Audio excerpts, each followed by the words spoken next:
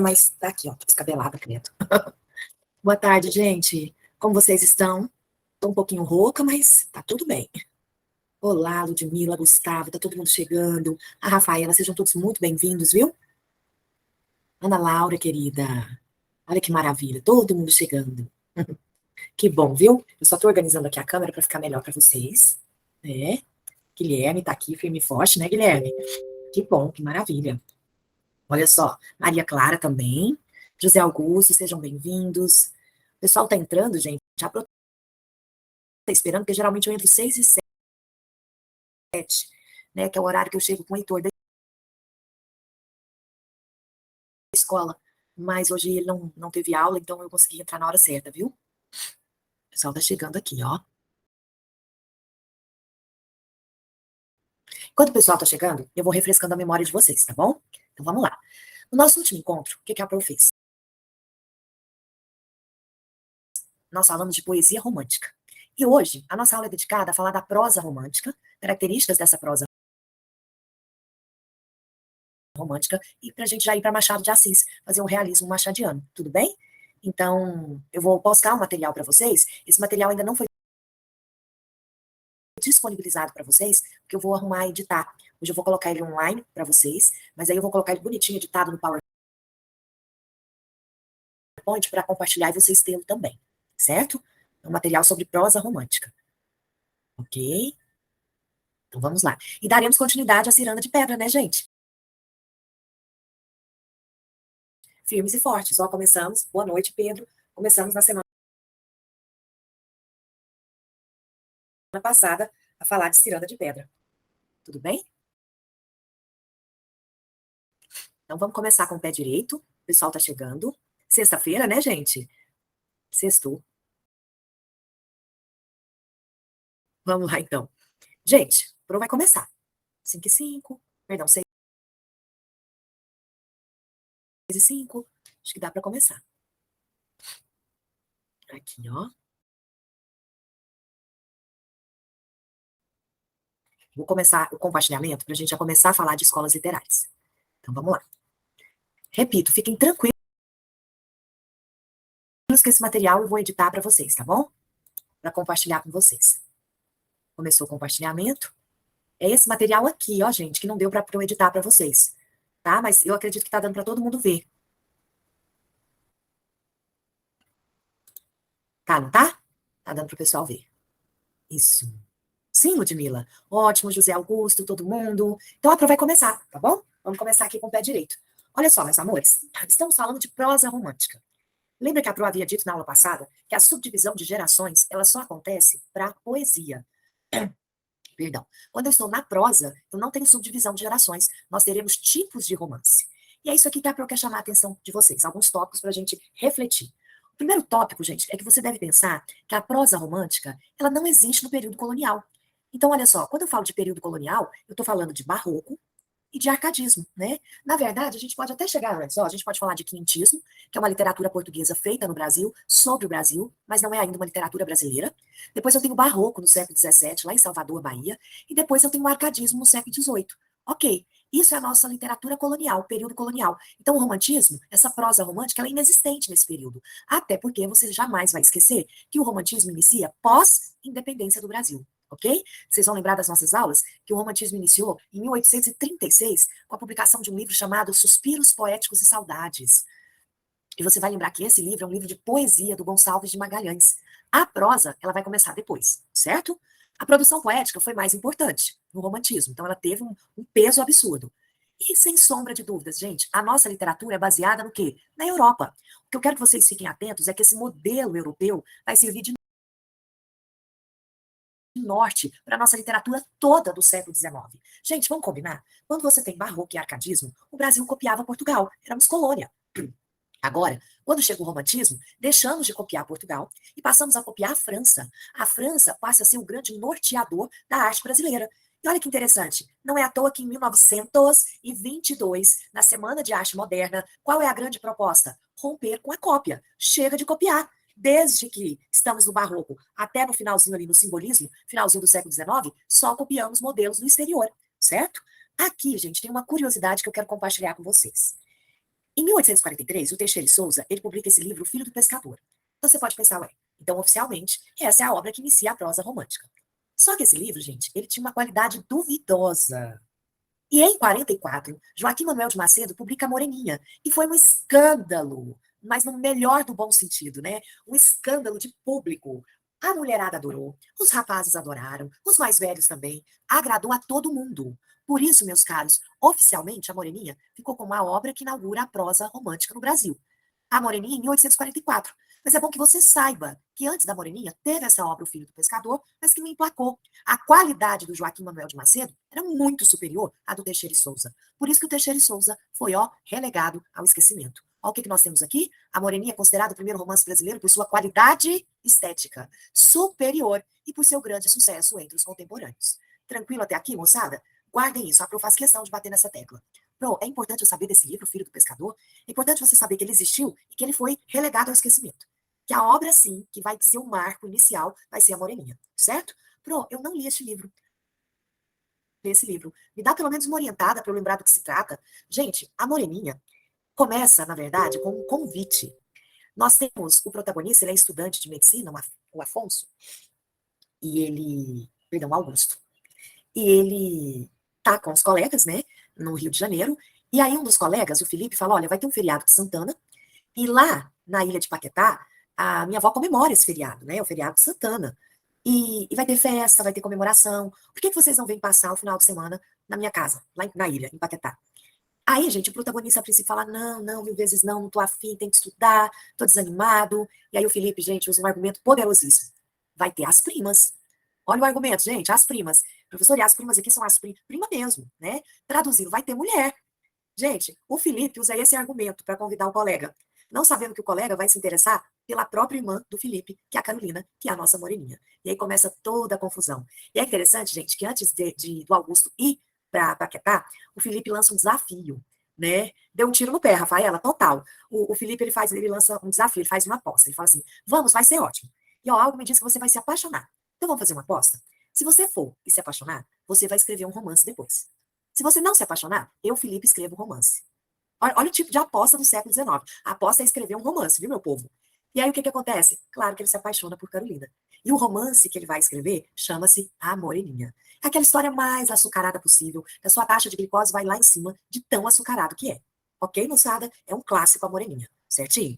Depois, olha o que nós temos aqui, ó. Romance de folhetim, gente. Vale lembrar que essa prosa romântica, ela acontece no folheto de jornal, em capítulos publicados semanalmente. Por isso nós vamos chamar de romance de folhetins, porque está no folheto de jornal. Não esqueçam disso. A prosa romântica acontece no folheto de jornal. E os temas, os mais variados. O amor, a vida na corte, ou seja, a vida no Rio de Janeiro, os ambientes típicos regionais. E aqui, gente, eu tenho a vida na corte, que é esse ambiente urbano, muito bem retratado, e eu tenho o ambiente do interior, porque nós vamos ter o romance regionalista, que vai tratar de hábitos e costumes do homem do interior. Eu tenho o índio, e aí vocês vão lembrar do romance indianista, é quando vocês estudam a Iracema, é quando vocês estudam o Guarani, o Birajara. É o nosso índio, gente, que tem corpo de índio, mas o comportamento dele é de um herói medieval. É um índio completamente modificado, completamente idealizado. Agora eu quero que vocês tomem cuidado com esse peguinho aqui, o escravo. Aí a hora que muito aluno vai falar assim, o escravo? Ué, o escravo apareceu como tema de que romance, professora? Gente, para tudo que a Pro quer contar uma fofoca para vocês. O José de Alencar, ele não escreveu só romances. Ele escreveu um teatro, uma peça, chamada O Demônio Familiar. Cuidado, que isso pode ser peguinha de prova. Porque às vezes o aluno vê assim, o teatro de José de Alencar, o aluno fala assim, mas que porcaria é essa? O professor não falou nada de teatro, só de romance. Falei sim. Olha só, o José de Alencar escreve uma peça chamada O Demônio Familiar. E o demônio dessa história é um escravo chamado Pedro. O Pedro, gente, ele é escravo de um rapaz recém-formado em medicina, e o sonho do Pedro é ser cocheiro, é se vestir elegantemente para guiar uma carruagem. Só que o seu dono ainda não tem grana suficiente para ter uma carruagem. E vamos piorar a situação? O rapaz se apaixona por Dona Henriqueta, uma moça pobre. O que o Pedro pensa? Não vai dar certo, pobre casa com pobre aumenta a pobreza. Ele vai aprontar todas para separar o seu senhor do grande amor da vida dele, que é a jovem Henriqueta. O nome parece nome de velhinha, né? Mas ela é jovem, Henriqueta. E aí, gente, começa toda a confusão da história. Então, o demônio familiar do José de Alencar é um escravo chamado Pedro, que para ter o seu sonho, para realizar o seu sonho, ele passa em cima de todo mundo. E é claro que será descoberto, é claro que será punido, né? Não fisicamente, mas tem uma fala muito pesada, né? Do Eduardo, do seu dono. Então, é muito interessante. É um teatro, é uma comédia de costumes, viu, galera? Para quem gosta de anotar, é uma comédia de costumes do José de Alencar. Fechou? Então, Alencar falou do escravo? Falou. E especificamente em que lugar? No Demônio Familiar, um teatro romântico. Tranquilo? Mais um pouquinho, olha só, a natureza, claro, gente, a natureza é o cenário, não é? Moramos numa terra maravilhosa, onde histórias de amor maravilhosas acontecem, certinho? Vamos mais um pouquinho? Principais características, gente, cola que é sucesso, porque é isso que é cobrado em prova. Quais as principais características da prosa romântica? Olha a primeira, responder e atender aos questionamentos sobre a identidade nacional, redescobrir o Brasil. Ora, o modelo pode ser europeu, mas as personagens, os assuntos, os conflitos são típicos do Brasil. Então eu tento, procuro o tempo todo fazer o desenho de uma identidade nacional. Tanto é que há um projeto nacionalista no romantismo muito forte, gente, seja na poesia, seja na prosa. E esse projeto nacionalista tem como base essa busca da identidade nacional. Então eu vou contar histórias sobre a nossa gente, com o nosso cenário e com as nossas demandas, com os nossos conflitos, ok? Presença de flashback, uma volta ao passado para explicar um fato do presente. Toda prosa romântica tem que ter um bom flashback. A Moreninha tem? Tem. Quando descobrimos que no passado, gente, a Carolina e o Augusto se conheceram. Ele estava no auge dos seus 12 anos, ela no auge dos seus 7 para 8. Se apaixonaram, juraram amor eterno, fizeram um casamento fictício na praia. E anos depois ele vai descobrir que aquela menina do passado é a Carolina. Mas para ter essa descoberta, eu preciso do flashback, né? Se você pensar em Lucila, importantíssimo romance urbano do José de Alencar, a cortesã Lúcia, ao momento que a narrativa vai ser parada, e nós vamos descobrir o que levou Lúcia a ir para a prostituição. Vocês vão lembrar que teve uma onda de febre amarela no Rio de Janeiro, todos os familiares de Lúcia ficaram doentes, e ela acabou pedindo dinheiro a um homem que diz: eu posso lhe dar o dinheiro, mas em troca eu quero o seu bem mais precioso, que é a sua virgindade. Então, o flashback é fundamental nas histórias do romantismo. Sentimentalismo, mais visível, né? Fica muito evidente o sentimentalismo. Eu tenho histórias de amor que tentam quebrar barreiras. É a ideia, né? Nossa, vai dar tudo certo no final? Ou vai dar certo terminando com um casamento, ou a morte. Vai, professora, a morte, então deu ruim, né? Vamos falar sobre isso? Vamos lá.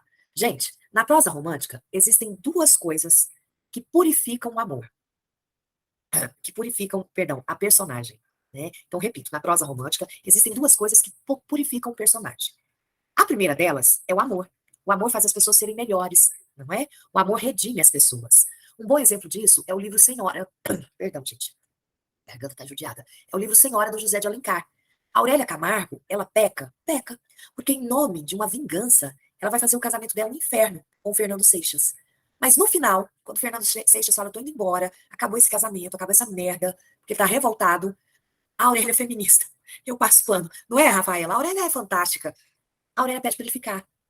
E ela acaba revelando que ela fez essa vingança, mas que no fundo, ela o amava. Então o amor purificou a atitude de Aurélia. Só que no caso de Lúcia, meus alunos, da obra Lucila, a Lúcia é uma prostituta de luxo. Ela é uma cortesã.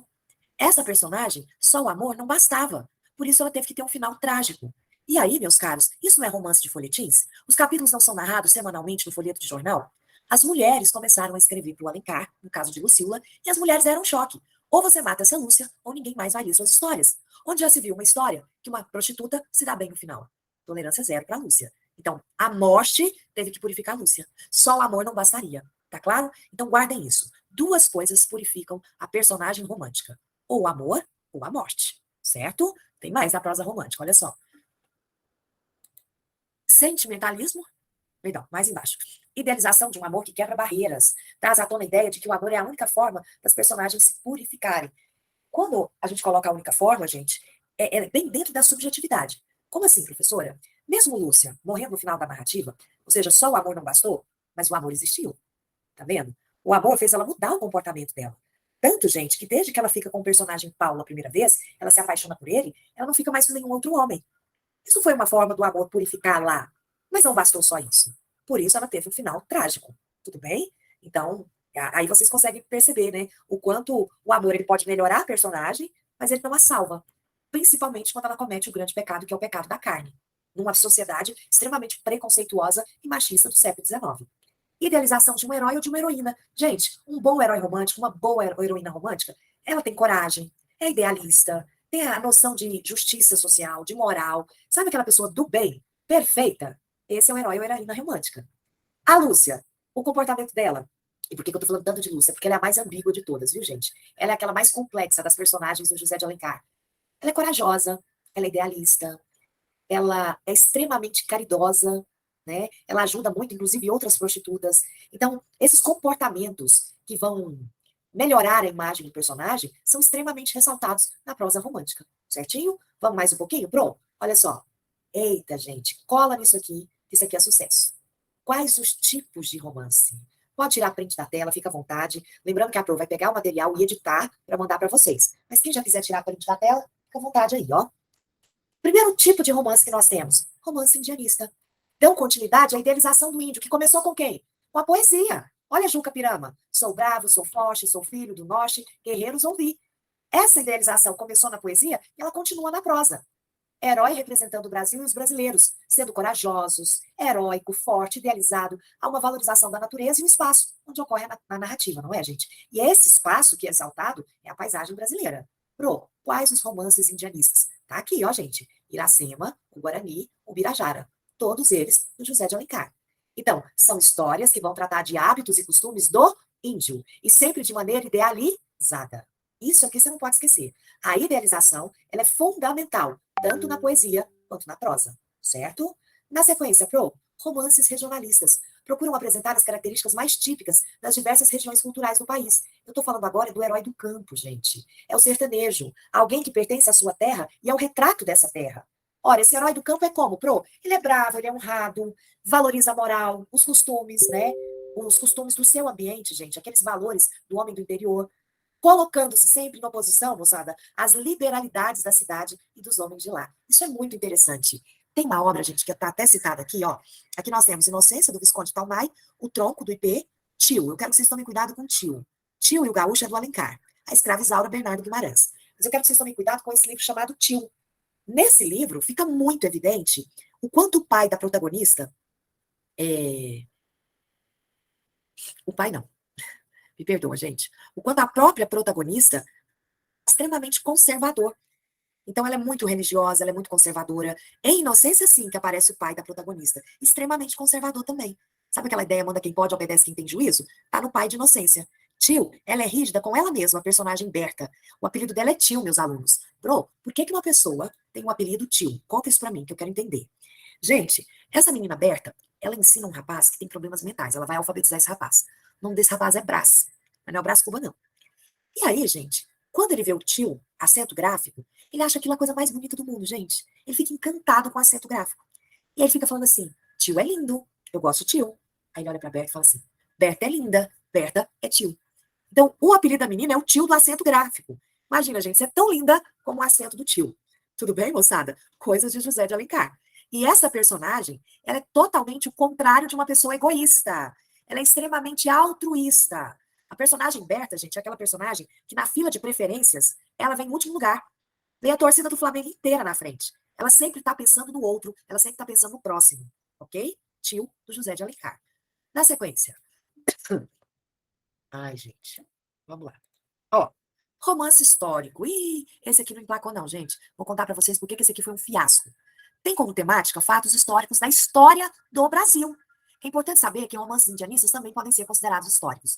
Isso é uma forçação de barra. Porque o que aconteceu? Para ser romance histórico, eu tenho que falar de uma história que aconteceu. Eu tenho que ter referências de um Brasil real. E eu tenho que ter referência de personalidades históricas no nosso país. Como nós estamos no século XIX, gente, os escritores da época olharam para o passado, olharam, falaram, ih, tá ruim, né? Tá ruim de acontecimentos históricos e de personalidades históricas. Então, o que acontece, meus alunos? Deu muito ruim. Não emplacou e começou uma forçação de barra para criar, para tentar classificar algum romance histórico. As Minas de Prata, Guerra dos Mascates, ambos do José de Alencar. Né? Então, são referências à questão histórica mesmo. A exploração da mineração, as minas de prata, a Guerra dos Mascates. Tem um livro, gente, do Visconde de Taunay, que foi lançado mais na frente, chamado A Retirada da Laguna, que vai falar da Guerra do Paraguai. Olha só, a Guerra do Paraguai um pouco mais à frente, eles forçaram a barra para a Retirada da Laguna também ser um romance histórico. Esse não emplacou, esse foi um fiasco. Agora vamos combinar? Qual é o mais importante? Qual é o queridinho que despenca em vestibular? Romance urbano. Porque de todos meus alunos, é o que vai fazer mais sucesso. Por quê? Retratam os costumes da sociedade carioca do Segundo Reinado. Traduzindo, gente, vai tratar de hábitos e costumes da burguesia na corte. Eu estou falando da sociedade carioca. E por que vai fazer tanto sucesso? Ora, o romantismo é uma escola literária feita pela burguesia e para a burguesia. Eu, burguês, quero ver histórias que eu me vejo nela, que eu vejo no meu cotidiano. Eu quero ler uma história que fala da confeitaria que eu frequento, que cita a biblioteca que eu frequento, que cita o ambiente que eu vivo, porque aí eu me identifico mais. Então, guardem isso, galera. De todos os romances, aquele que fez mais sucesso e aquele que emplacou foi o romance urbano. Porque vai tratar de hábitos e costumes, gente, da burguesia na corte. Olha só isso aqui, moçada. Os heróis e as heroínas deste romance fazem ou não fazem parte da sociedade. E tinham que superar várias barreiras para a felicidade e a realização do amor e do casamento. Aqui, vocês percebem que ele coloca aqui, ó, fazem ou não parte dessa sociedade. Porque tem críticos que acrescentam memórias de um sargento de milícias. Mas vamos lembrar das nossas aulas? Hoje, a crítica moderna vai chamar Memórias de um Sargento de Milícia de quê? De romance de costumes, porque vai tratar da classe baixa do Rio de Janeiro. Isso aqui é a regra geral. E hoje nós já temos um desmembramento dessa regra geral. Tudo bem, moçada? Pro, mas vamos supor que eu estou lá na prova da Unirv. E aí, na prova da Unirv, é um tópico só assim. A obra Memórias de um Sargento de Milícias pode ser considerado um romance urbano. O que você vai marcar? Se tiver só assim, verdadeiro. Por quê? Porque provavelmente o abençoado que fez a questão pegou um crítico mais antigo, um crítico anterior, que coloca todo mundo no mesmo balaio. Porque a crítica moderna, ou melhor, a crítica contemporânea, desmembrou Memórias de um Sargento de Milícias e o chama de romance de costumes.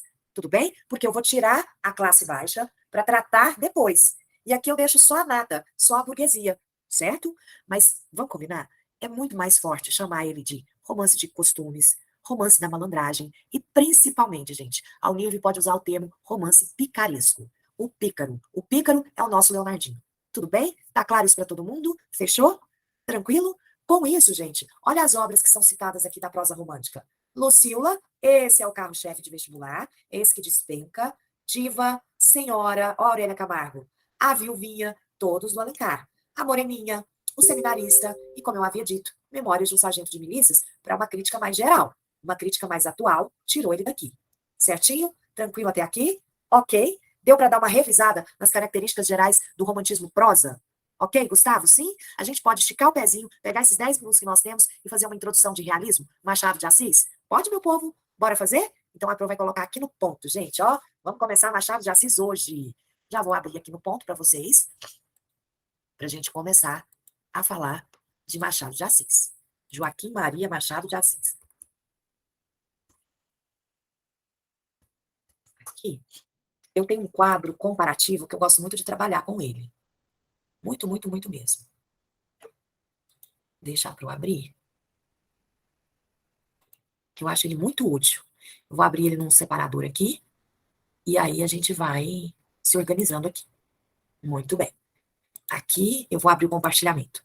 Eu gosto muito, gente, de quando a gente passa para o realismo, para o romantismo se opõe ao realismo ou ao arcadismo. Ótima pergunta, Gustavo. É agora que a Pro vai te responder isso. Porque eu vou colocar o quadro no ponto, ó. Deixa eu só clicar aqui. Aqui. Isso. Vamos lá, então. Gente, olha a pergunta do Gustavo, né? Se o romantismo se opõe ao realismo ou ao arcadismo. Quando você estuda arcadismo, vocês percebem que quando a gente falava de arcadismo, tinha algumas obras que possuíam traços de um pré-romantismo. Então eu posso dizer que o arcadismo prepara o terreno para o romantismo que está chegando, não é? Se vocês lembrarem, por exemplo, gente, do livro O Uruguai, a famosa cena da morte de Lindóia, muitos críticos afirmam que a Lindóia era uma sementinha da Iracema que estava batendo na porta, certo? Muito bem. Só que o que eu quero que vocês tenham em mente é o seguinte: o realismo, esse sim, se opõe radicalmente ao romantismo. Tudo bem? Aqui está romantismo século XVIII e XIX, é porque na Europa ele começa no fim do XVIII, viu, galera? Mas no Brasil ele começa aqui no XIX. Então guardem isso. Pensou em realismo, pensou em Machado de Assis, é uma oposição radical ao romantismo. E a gente começa por aqui. O romântico, ele é extremamente subjetivo. Quer dizer que ele valoriza as emoções do sujeito. Ele está focado no eu. O romântico é aquele cara que fala, eu amo, eu sofro, eu não sou correspondido, eu quero morrer, morri. Pulei do meio fio, morri. Esse é o romântico, exagerado. Ultra romântico. Olha o realista, gente. Ele é objetivo.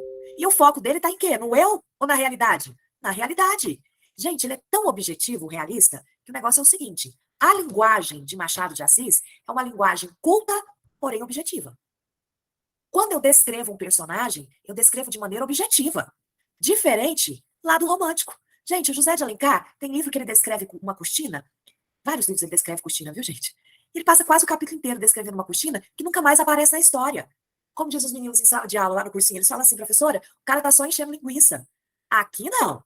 Se o Machado de Assis descreveu uma cortina, meu povo, ou tem alguém lá atrás, ou a cortina vai cair, ou vai pegar fogo, tem um objetivo aquela descrição, diferente do romântico, certo? Então o foco do realismo está na realidade. Para o romântico, como funciona a realidade?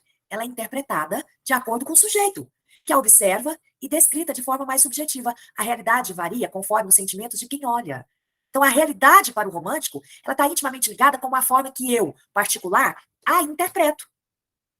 Então, ela é muito subjetiva. Porque, Mirelle, fala da realidade. Peraí, eu vou falar da realidade de acordo com a minha perspectiva. É a minha realidade. Diferente do realismo. Porque a realidade para o realismo é algo objetivo, que não muda conforme quem a observa. E é descrita de forma mais concreta. O realista, meu povo, trabalha com aqui e agora. Não tem essa de ficar dando voltas, de encher linguiça. A coisa acontece aqui e agora. Tudo bem? Olha a mulher aqui no romantismo. Esse quadro aqui para vestibular é excelente, ó, galera. No romantismo, eu tenho idealização da figura da mulher. A mulher, ela é um anjo, ou ela é um ser incorpóreo, gente. Eu não a toco, como se ela fosse um fantasma, professor. É isso? É isso, ela é perfeita, ela é inalcançável, ela é inatingível. E aqui no realismo, não há idealização da figura da mulher. Inspiração em mulheres de verdade, com qualidades e defeitos. Captou? De quem é esse menino? Isso aqui não é filho meu, não. Isso é o Bento. Será que Capitu traiu ou não traiu? Então, eu estou levantando qualidades e defeitos. Se você lembrar do alienista, Dona Evarista, ela não é bonita nem simpática. Ela é feia. Tá vendo? Eu vou idealizar a protagonista, o protagonista. Aqui não há idealização do protagonista, que é um personagem problemático. Gente, qual o grande personagem problemático que nós temos do realismo? Bento. Bento é fora da casinha. Totalmente. Bento precisa de terapia. Vamos falar de outro problemático? Brás Cubas. Mala, cínico, irônico, não vale nada. Esse é o Brás Cubas. Então eu não tenho um protagonista idealizado. O romântico adora uma narrativa em primeira pessoa. O realista, ele gosta muito da terceira pessoa, porque é um narrador mais distante. Só que toda regra tem uma exceção. Vamos combinar? Os dois principais livros de Machado, Dom Casmurro e Memórias, Memórias Póstumas de Brás Cubas, são narrados em primeira pessoa.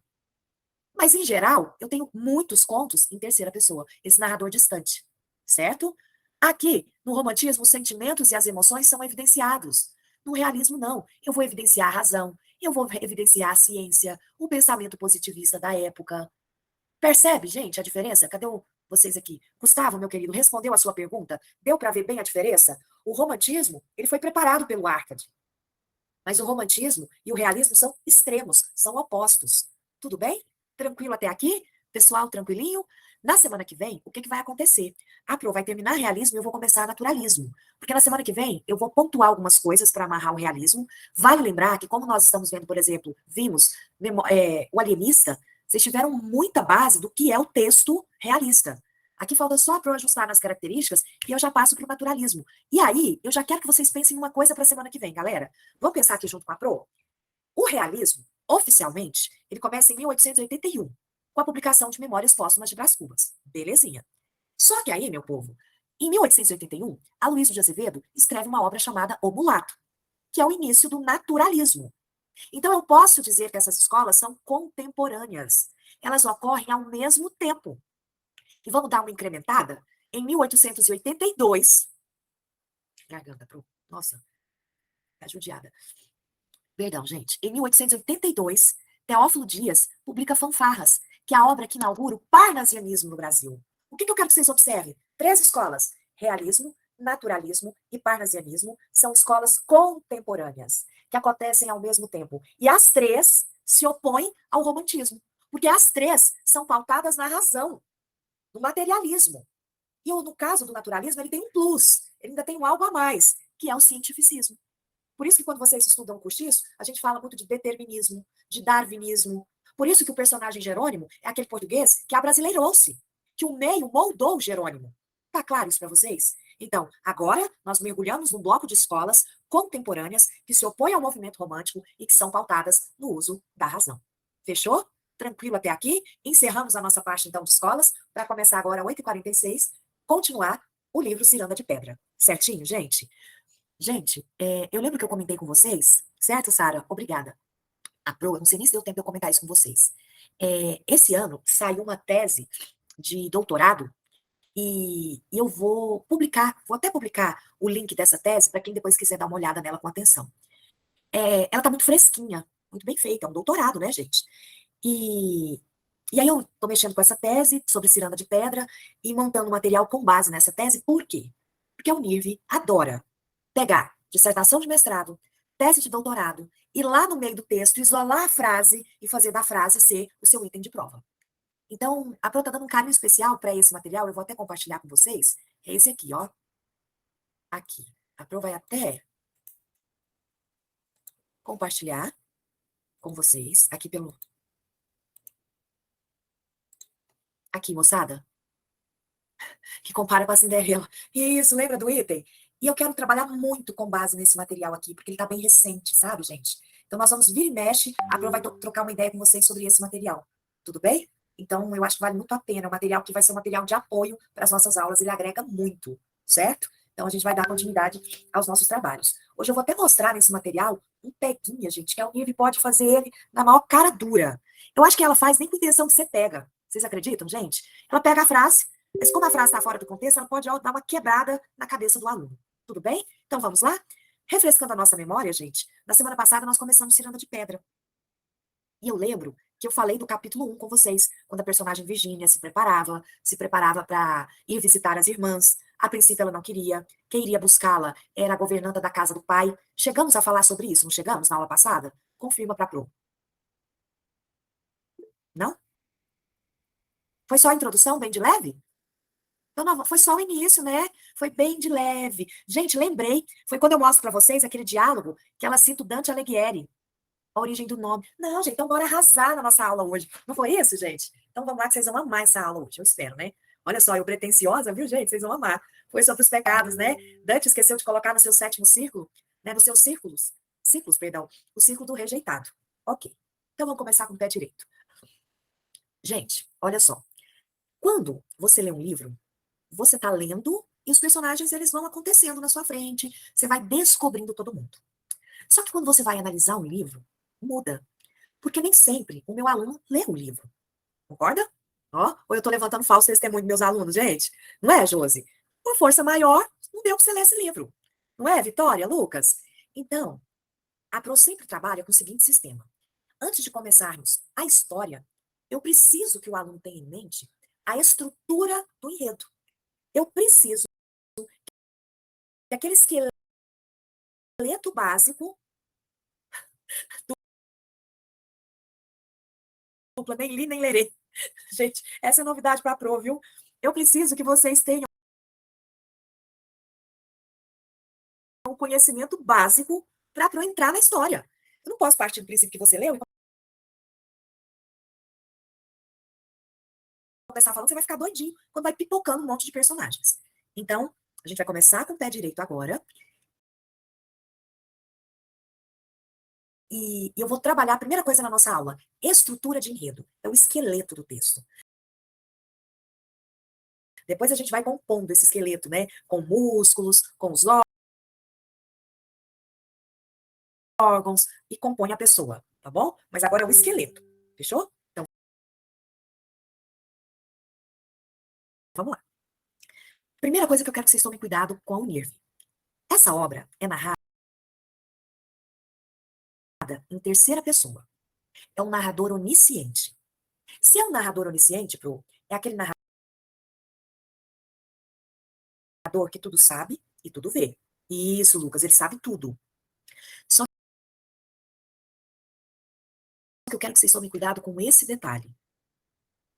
Esse narrador, muitas vezes, ele se afasta e deixa a protagonista falar muito, a ponto do leitor ter momentos de confundir e achar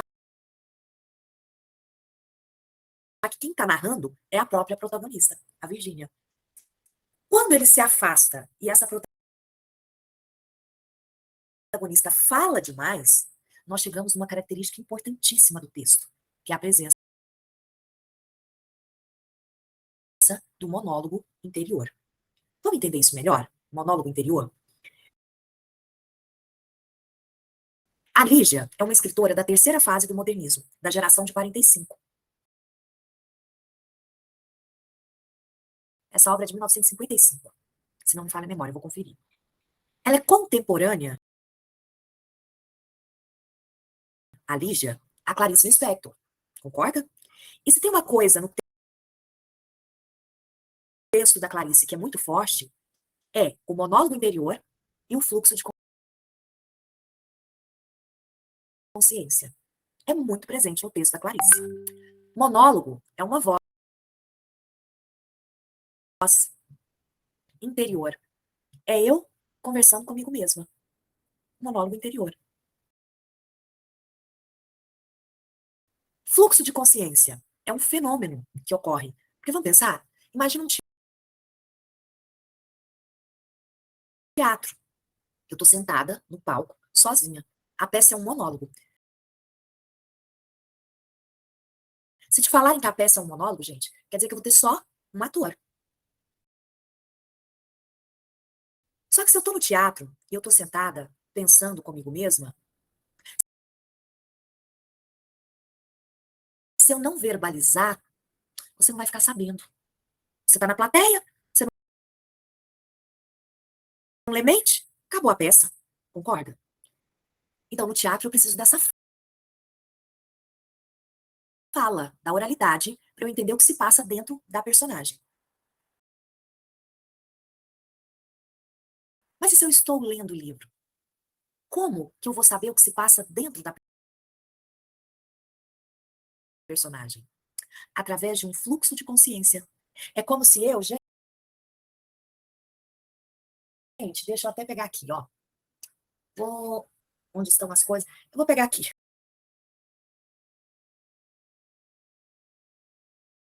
Controle do ar-condicionado e o meu celular, tudo bem? Aqui está o personagem, aqui está o leitor. Eu estou lendo o livro. E eu quero saber o que passa aqui na cabeça desse personagem. É como se eu, leitor, me aproximasse desse personagem. E o que passa na cabeça dele vem para a minha cabeça através de um fluxo de consciência. Isso é fluxo de consciência. É quando o leitor toma conhecimento do que se passa na cabeça da personagem. Não porque necessariamente ela está falando. Não. Pode ser que ela esteja pensando, mas eu consigo saber o que ela pensa. Isso ficou claro para vocês? A Clarice Lispector tem muito isso. Ficou, Pedro, Lucas, a Josi? Perfeito. A Clarice tem muito isso, fluxo de consciência, monólogo interior. E o que eu quero que vocês fiquem atentos no nível? O forte de Ciranda de Pedra é o monólogo interior. É a protagonista Virgínia falando com ela mesma o tempo todo. E você, leitor, vai tomando conhecimento disso ao longo da narrativa. Tudo bem? Ora, porque o narrador te conta, ora, porque o narrador se afasta e dá voz a essa personagem para falar. A ponto de ter momentos que você acha que é uma primeira pessoa que está contando a história. Mas oficialmente, em qualquer prova que te perguntarem qual tipo de narrador de Ciranda de Pedra, é um narrador terceira pessoa onisciente. Fechou esse ponto, ok? Muito bem. Então agora vamos para o nosso momento, não é? A protagonista, ela se chama Virgínia. E ela está na casa, no início do livro, dos seus 11 para 12 anos. Anos atrás, um casal existia, Laura e Natércio. Eram casados, Laura e Natércio. E esse casamento gerou frutos. Bruna, Otávia, Virgínia. Bruna, a mais velha, Otávia, a do meio, Virgínia, a caçula. Muito bem. Um casal, 3 meninas. A Bruna, a mais velha, é a cara do Natércio. A Otávia, que é a princesinha, a do meio, é a cara da Laura. E a Virgínia, que é a caçula, é o patinho feio que não parece com ninguém. Então, o tempo todo, aquela necessidade de pertencer, né, gente? Nem fisicamente ela se sente pertencer. Boa, Sara, eu também acho, né? Aí o que que acontece, professora? Qual a relação da Lígia com a Clarice? Lucas, elas estão escrevendo na mesma época. Então, elas bebem muito na fonte de uma literatura existencial, de uma literatura que vai tratar de muitas perguntas das quais eu não tenho resposta. Então, a pegada existencial, a crise existencial, é algo que se faz presente tanto no texto da Clarice quanto da Lígia. E no modelo de escrever, elas também conversam, porque fazem muito dessa literatura intimista, que é uma literatura voltada para o eu, para a sondagem, para o monólogo interior. Tudo bem? Isso aproxima as duas. Ok. Aí o que que acontece, meu povo? O Natércio, que é o pai, ele é um advogado famosíssimo, bem-sucedido, o cara tá rico, lá na frente ele vira juiz, ele é o cara. Mas ele é um traste de marido, um traste. E a Laura, ela nos parece muito uma mulher muito meiga, muito delicada. Num primeiro momento, você pode dizer que a Laura é até muito frágil. Casada com um homem que é um tosco. Na Tessa é um tosco. Tanto que tem uma cena que a Laura vai a uma festa, e é nessa festa que ela conhece Daniel, que vai ser o seu amante, e ela coloca uma flor no vestido e pergunta para o Natécio se está bom, se está bonito. Ele olha e fala assim, nossa, tá horroroso. O que é isso? Virou suburbana? Com a flor no vestido? Isso é coisa de suburbano, né? Olha que bacana esse marido, gente, um lorde. Só que não. Viúva de marido vivo, né, Lucas? O que que acontece? Ela vai conhecer o Daniel. E o Daniel é um médico, cara jovem, bonito, e um cara oposto ao Natércio. Ele vê algo em Laura que o Natércio não vê. Ele vê a Laura, gente, como uma mulher sensível, uma mulher muito bonita. Essa mulher meiga, parece que o Daniel já olha para a Laura e já quer cuidar dela, já quer pegar ela para ele. Diferente do Natércio. Meu pano é rosa. É, Josi. Tá vendo? Então, assim, é uma grande oposição. O que que acontece? Natércio, com glitter, né, Rafaela? Meu pano é rosa com glitter. O Natércio descobre a traição. E nós estamos falando de uma história que começa ali na década de 50, meados da década de 50. E aí eu pergunto a vocês, como é a sociedade em meados da década de 50 em relação à mulher? Imagina uma mulher pedir o divórcio, que nem tinha divórcio naquela época, né, gente? O divórcio, tal como conhecemos hoje, ele é muito recente, é de 2005 para cá. Sociedade patriarcal, rígida, era um escândalo. A Rafaela usou uma palavra bem legal, era um escândalo. Ora, se é um escândalo, eu, Natércio, um homem famoso, bem-sucedido, tenho os meus clientes, eu tenho que abafar esse escândalo. Tenho que abafar esse escândalo, não tem outro jeito. Então, o que que ele faz? Coloca a Laura no hospício, num sanatório. Ela tá louca? Não. Me traiu? Não, não é porque eu merecia. Não, é porque ela é louca. Clássico, viu, gente? E sim, Rafaela, no caso dos homens, vocês vão lembrar da famosa legítima defesa da honra, né? O homem tinha honra para defender, a mulher não. Ora, se eu coloco uma pessoa sã, equilibrada, dentro de um hospício, deixo ela lá por um determinado tempo, tomando medicação pesadíssima, recebendo tratamento de eletrochoque, essa pessoa fica mais dopada, babando do que sã. Quais as chances de quando essa pessoa sair de lá, ela ter o mesmo equilíbrio de quando ela entrou? Zero. Então, quando ela vai para lá, ela vai uma mulher com a sua sanidade perfeita. Mas ela precisava ser escondida naquele local para abafar o escândalo, a vergonha. E aí, meus caros, Daniel depois vai tirá-la de lá e eles vão morar juntos. Não teve jeito. A separação desse casal, Laura e Natasha, é inevitável.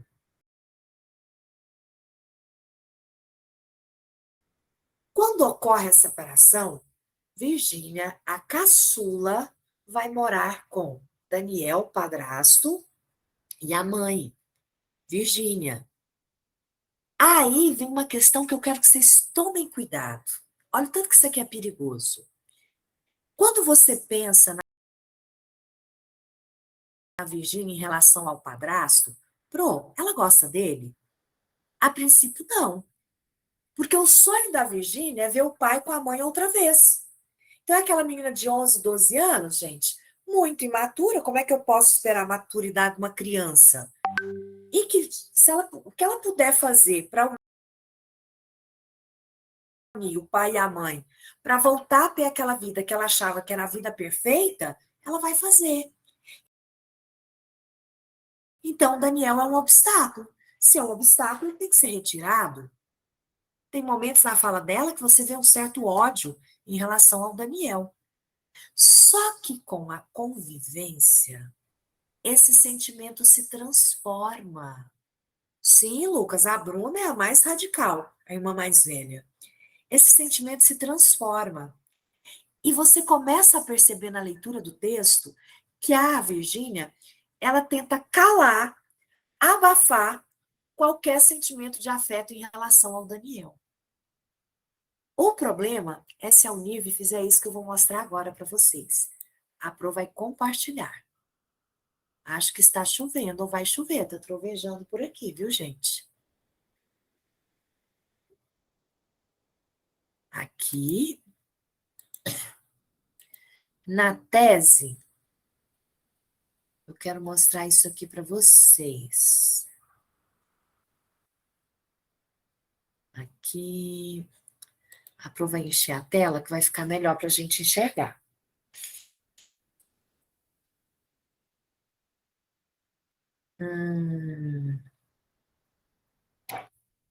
Estava marcado aqui. Deixa eu ver. Não, gente, estava marcado aqui e eu vou achar, porque isso aqui é muito, muito, muito importante para o NIRV.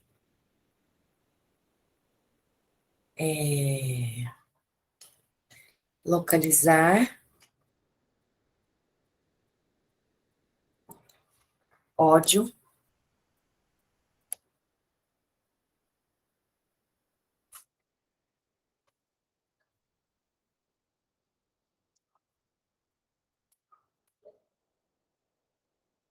aqui.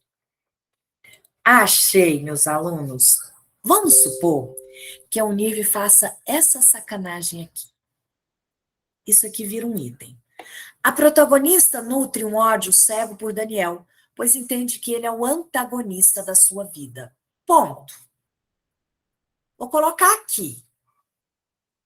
Só que olha a frase, olha o contexto. A protagonista nutre um ódio cego por Daniel, pois entende que ele é um antagonista de sua vida, por causa dele que sua mãe se separou do seu pai. No entanto, No desenrolar da narrativa, tal percepção de Virgínia vai sendo modificada. É aí que mora o perigo. Tá vendo, gente? O que que a Unive faz? Então, quando eu digo assim, a protagonista nutre um ódio cego por Daniel, pois entende que ele é o antagonista da sua vida, ele é o obstáculo da sua vida. Se você vê isso na Unive, o que que você vai colocar? Verdadeiro. Verdadeiro. Ok? Porém, esse ódio vai se modificando? Vai. E ela não vai querer assumir que já gosta do Daniel. Uau. Ela não vai querer assumir isso de jeito nenhum. Tranquilo, gente?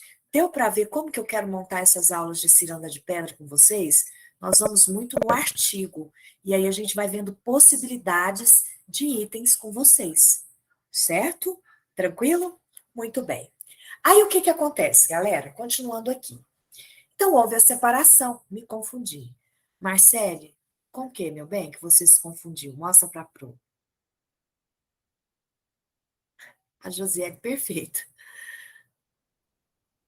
Confundiu com o que você iria marcar, Marcele? É isso? Eu colocaria falso, porque esse sentimento. Por que que esse sentimento modificou? Não, até aqui, ó, Marcele, deixa para eu colocar aqui.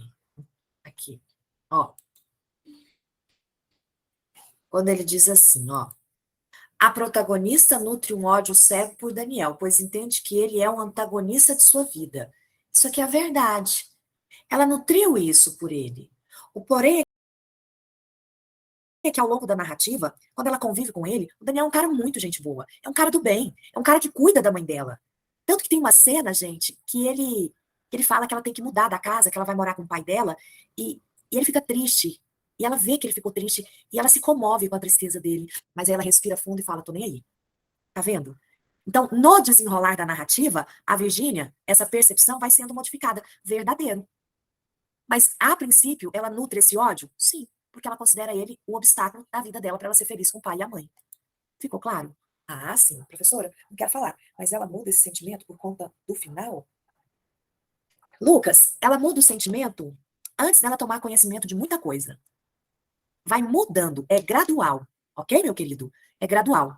Quando ela toma conhecimento melhor das coisas, é pela atenção. Vai dar uma reviravolta, sem sombra de dúvidas. Mas gradualmente, ela vai vendo que ele é um cara gente boa, ok? Muito bem.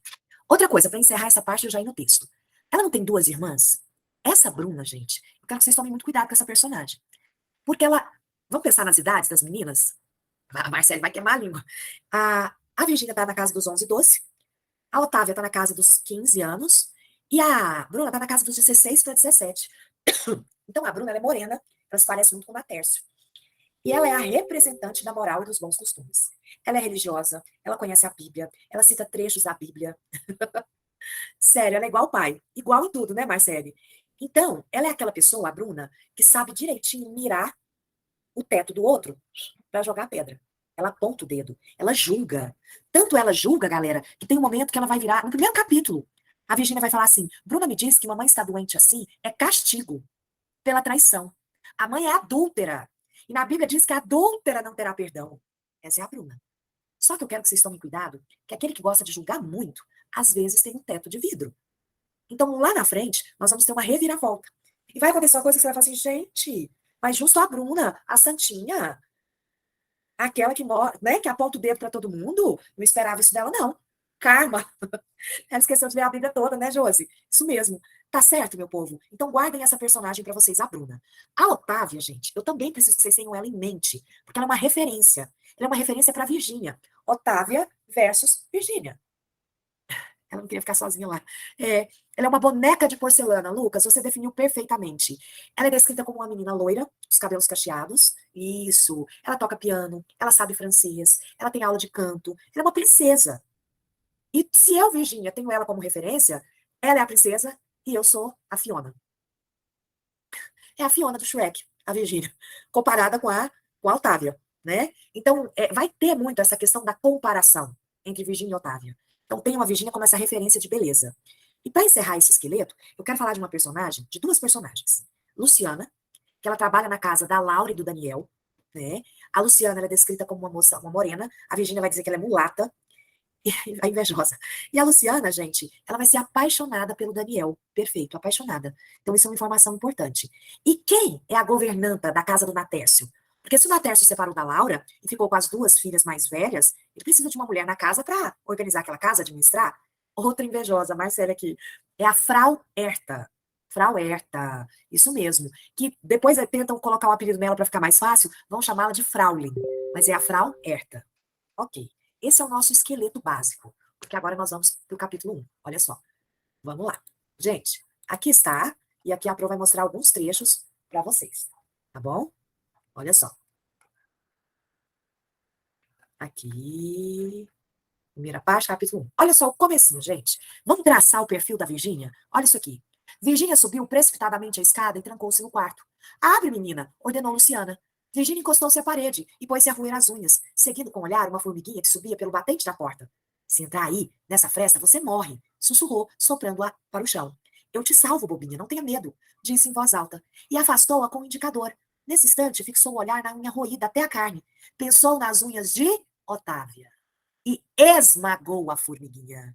Quando ela pensou na Otávia, veio a comparação, veio a raiva, aí ela esmaga a formiga que ela ia salvar.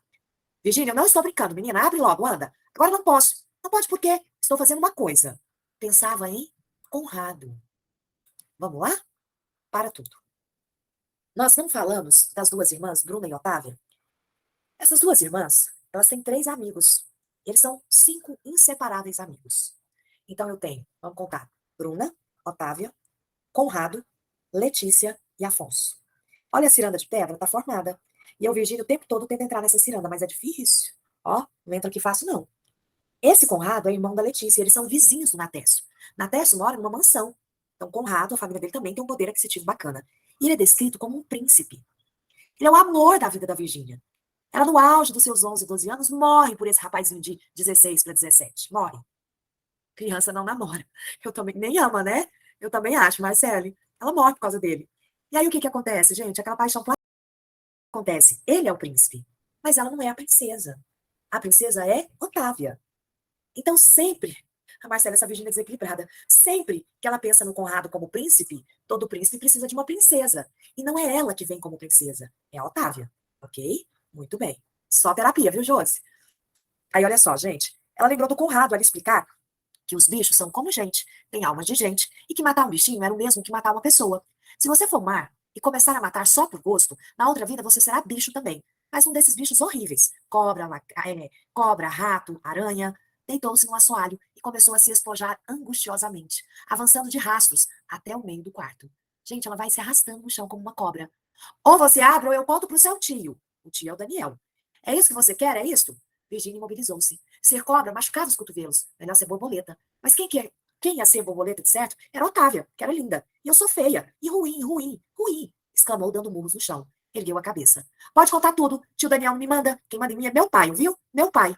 Luciana não respondeu. E Virginia levantou-se, tomada de súbito pavor. Falara alto demais. Teria a mãe ouvido? Pôs-se a enrolar no dedo uma ponta da franja. Não, não ouviu. Se ouviu, não entendeu. Abriu a porta e, assim que a empregada entrou, sondou a fisionomia. Tranquilizou-se. Só se zanga mesmo quando eu falo naquilo. E riu baixinho. Por que a Luciana só se zanga quando ela fala naquilo? Naquilo é o Daniel. É quando ela joga na cara da Luciana que ela gosta do Daniel. Aí, moçada, na sequência, olha só, eu quero mostrar isso aqui pra vocês, ó. É, a Luciana tá procurando roupa, um laço para prender o cabelo dela. O cabelo dela não faz cachinho, não enrola. Aí eu gosto desse diálogo aqui.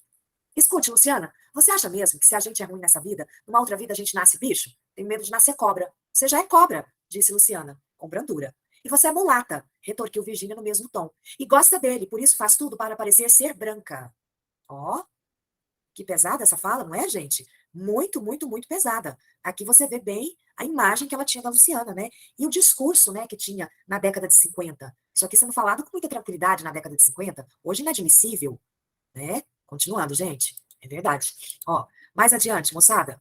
Quando ela diz isso, ó, ele quem? Ele quem? Tinha uma expressão zombeteira e seu tom de voz era suave, mas havia qualquer coisa de dilacerado sobre aquela suavidade. Aí, moçada, eu quero hoje encerrar mostrando esse trecho. Quando vocês falam que a Virgínia precisa de terapia, precisa mesmo. Ela, quando a Luciana tá lá arrumando a roupa dela, ela lembra que ela imaginou, ela teve a sensação, ela se viu morta, ela viu essa imagem. Então eu quero mostrar isso aqui para vocês, olha só. Viu-se morta, com a grinalda da sua primeira comunhão, trazidas por Frau Herta, vestidas de preto, chegavam Bruna e Otávia, debulhadas em pranto.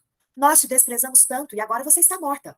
Aos pés do caixão, quase desfalecido de tanto chorar, o pai lamentava-se. Era minha filhinha predileta, a caçula, a mais linda das três. Muito pálido, dentro da roupa escura, Conrado apareceu com um ramo de lírios. Ia me casar com ela quando crescesse.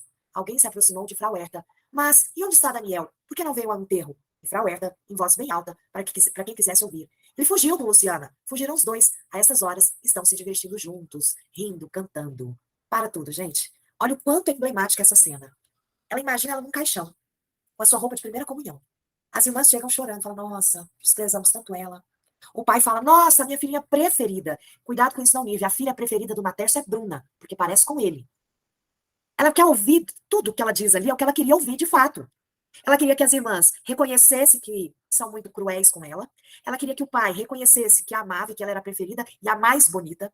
Ela queria que Conrado reconhecesse o seu amor e a pedisse em casamento. Ela queria que Daniel fugisse com Luciana, deixando o caminho livre para a mãe. Tudo isso, gente, em fração de segundos, ela idealiza, vendo-a morta. Como seria morta? Será que teríamos um final feliz? Precisa ou não precisa de terapia, gente? Total. Pro, como termina esse capítulo? Todo esse capítulo, então, é com os preparatórios, né? Preparativos, perdão, para a Virgínia, porque a Frau Herta vai buscá-la, para levá-la até a casa do pai para visitar o pai e as irmãs. Ela ia aos finais de semana ou na quinta-feira. E nesse dia ela fala: ah, eu não quero ir, eu não quero ir. E ela inventa mil coisas. Não, mas você vai, você não tem que querer, não. E aí ela,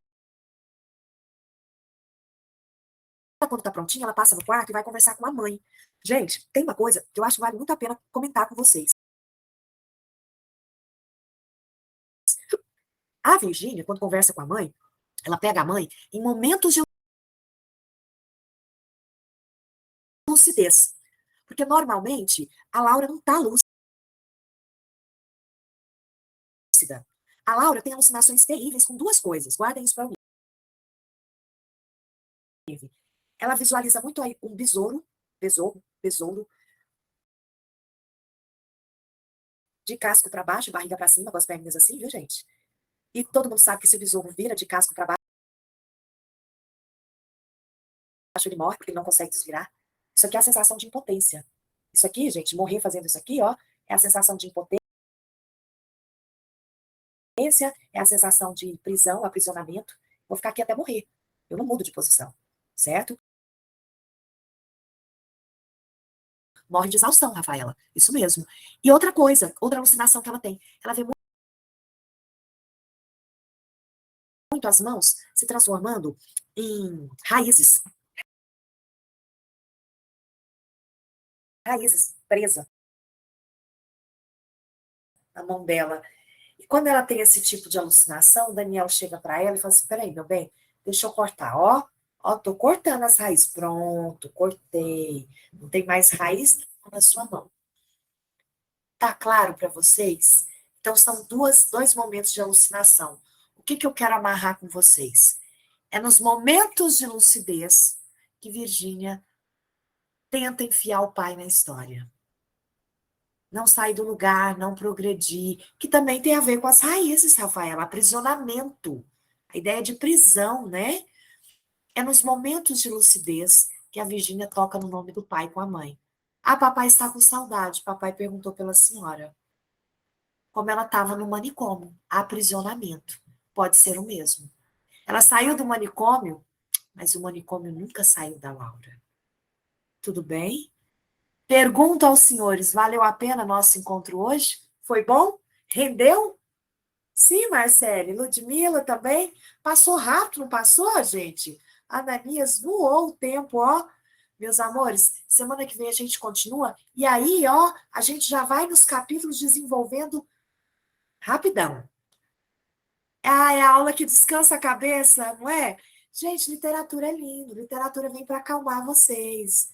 Ó, fiquem com Deus. Obrigada por segunda, Sara. Obrigada, querida. Boa noite, bom descanso, meus amores. Bom fim de semana.